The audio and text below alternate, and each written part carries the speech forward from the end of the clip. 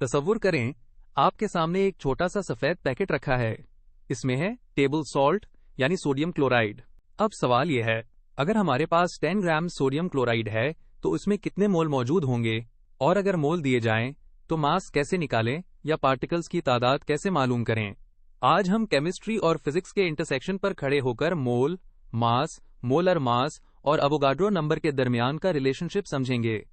तो चलिए step by step numerical example से ये सब कुछ एक्सप्लोर करते हैं। पहला स्टेप, अमाउंट ऑफ सब्सटेंस यानी मोल निकालना।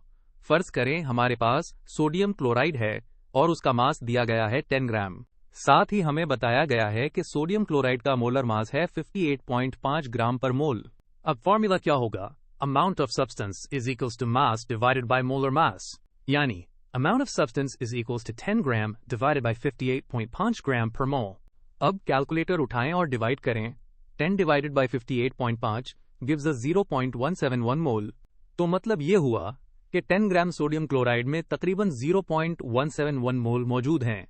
सोचें, जैसे एक बिस्किट पैकेट में कई बिस्किट्स होते हैं, वैसे ही एक मोल में होते हैं बेशुमार पार्टिकल्स। लेकिन वो कितने, वो हम आगे देखेंगे। दूसरा स्टेप, मास निकालना जब मोल्स दिए हों। अब फर्ज करें आपके पास 2 मोल वाटर मौजूद है और हमें पता है कि वाटर का मोलर मास होता है 18 ग्राम पर मोल। तो फॉर्मूला होगा mass is equals to amount of substance multiplied by molar mass, यानी mass is equals to 2 mole multiplied by 18 gram per mole। Multiply करें तो आंसर आता है 36 ग्राम। तो 2 मोल पानी का मतलब हुआ 36 ग्राम पानी, बिल्कुल वैसे ही जैसे 2 डजन अंडे मतलब 24 अंडे। तीसरा स्टेप, मोलर मास निकालना जब मास और मोल्स दिए हों। अब एक और सिनारियो देखते हैं। फर्ज करें हमारे पास कार्बन डाइऑक्साइड यानी कार्बन डाइऑक्साइड है जिसका टोटल मास दिया गया है 50 ग्राम और उसकी अमाउंट ऑफ सब्सटेंस दी गई है 1.13 मोल। अब फॉर्मूला क्या होगा? Molar mass is equals to mass divided by amount of substance, यानी molar mass is equals to 50 gram divided by 1.13 mole. Calculator से डिवाइड करें तो आंसर आता है अप्रॉक्सीमेटली 44.2 ग्राम पर मोल।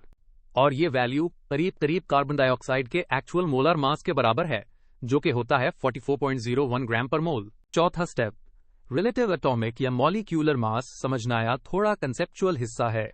रिलेटिव एटॉमिक मास या रिलेटिव मॉलिक्यूलर मास बेसिकली वही molar mass होता है, बस यूनिट्स हटा दें। मसलन ऑक्सीजन मॉलिक्यूल O2 का मोलर मास होता है 32 ग्राम पर मोल, तो इसका रिलेटिव मॉलिक्यूलर मास सिंपली हो जाएगा 32, क्योंकि हम इसे एटॉमिक स्केल पर कंपेयर कर रहे होते हैं।